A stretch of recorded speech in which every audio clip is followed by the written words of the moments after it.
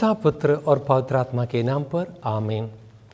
क्रिस्त में प्यारे भाई और बहनों, हमारा कर्तव्य है कि हम सदा आदर्श जीवन बिताने का, आदर्श जीवन बिताते हुए अपने जीवन धन्य होना है। यह है ईश्वर की योजना। मैं यह पूछना चाहता हूँ, आदर्श जीवन कैसे बिताएंगे और आदर्श जीवन का चिन्ह क्या है? आदर्श जीवन ईश्वर का साथ का जीवन है और उसका चिन्ह है शांति। शांति पाए हुए शांतिमय शांतिपूर्ण जीवन बिताना मतलब हमारे जीवन आदर्शमय है, ईश्वर के साथ है। कारण शांति ईश्वर से आते हैं और शांति ईश्वर का सानिध्य है। एफेसियों के पत्र अध्याय 2 वचन 14, वही हमारी शांति है। यीशु मसीह अपनी शांति है। हालेलुया। यीशु दया कर, क्रिस्ता दया कर। प्रभु यीशु पिता का सानिध्य है। प्रभु यीशु ने एक बार ऐसे कहा, मैं और पिता एक है। यह यीशु शांति का मार्ग सिखाते हुए गलीलिया और यहूदियों का प्रांत में चले गए थे। इसके बारे में हम लूकस का सुसमाचार में पढ़ते हैं, अध्याय 12 वचन 22 और 23। मैं तुम लोगों से कहता हूँ, चिंता मत करो, न अपने जीवन निर्वाह की कि हम क्या खाएं और न अपने शरीर की कि हम क्या पहने, क्योंकि जीवन भोजन से और शरीर कपड़ा से बढ़कर है। इसका अर्थ क्या है? जीवन निर्वाह के लिए खाना चाहिए और शरीर में पहनने के लिए कपड़ा चाहिए। फिर भी हम एक कार्य समझने का है, जीवन खाना से बड़ा है, शरीर कपड़ा से बड़ा है।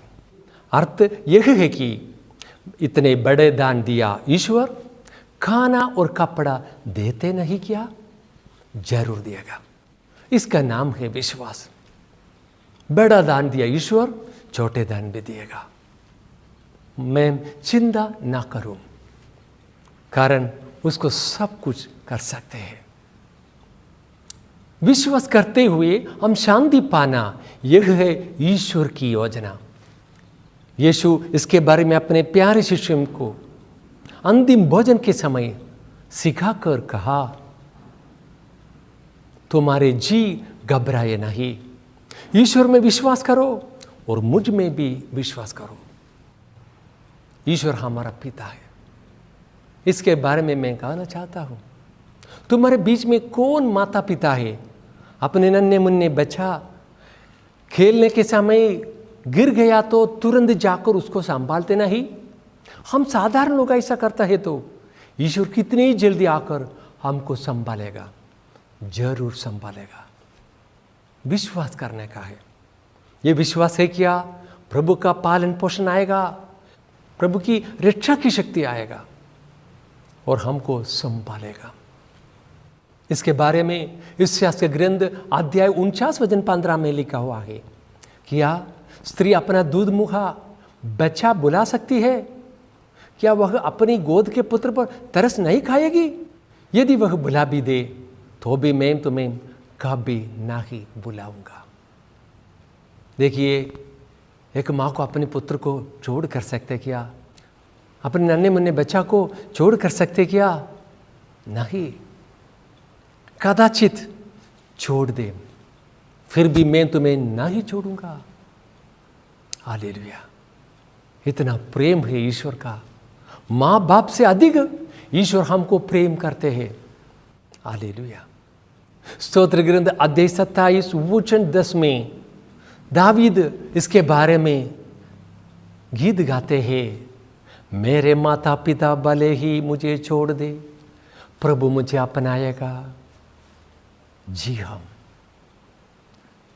यह हम भी अपने दिल में रखकर जीवन बिताना। प्रभु के नजर में हम प्यारी है, प्रिय पुत्र है, पुत्री है।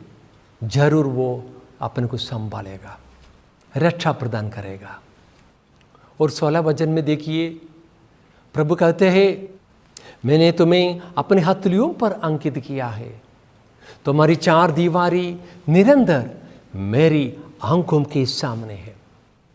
चार दीवारी निरंतर मेरे आंखों के सामने है, इसका अर्थ यह है एक कमरा को चार दीवार है, वो कमरे का सीमा है, इसके बाहर कमरा नहीं बोल सकते। अपने को भी एक सीमा है, अपने जीवन को एक सीमा है, एक मर्यादा है। मर्यादित जीवन है अपने, लिमिटेड। मतलब अपने सामर्थ्य का बाहर का कार्य अपने सामने आएगा तो जरूर अपन को अशांति आएगा, टेंशन। यह भी वह देखते हैं और वह अपने को शक्ति प्रदान कर मदद करेगा। कारण ईश्वर के लिए कुछ भी असंभव नहीं है। उनकी शक्ति अमर्यादित है, अनलिमिटेड, इन्फिनिट, अनंत शक्ति का ईश्वर है। उनको सदा भी अपन को मदद कर सकते हैं। ईश्वर हमको अपने अनंत शक्ति से हमको मदद करेगा। अभी का मुसीबत से, अभी का समस्या से, अभी का तकलीफ से मुझे उठाएगा, मुझे रक्षा प्रदान करेगा। यह भी मैं विश्वास करने का है। यीशु मसीह ये कार्य भी सिखाकर चले गए। लूकास का सुसमाचार अध्याय 18 वचन 27, जो मनुष्यों के लिए असंभव है वह ईश्वर के लिए संभव है। अनंत शक्ति के ईश्वर, विश्वास करो।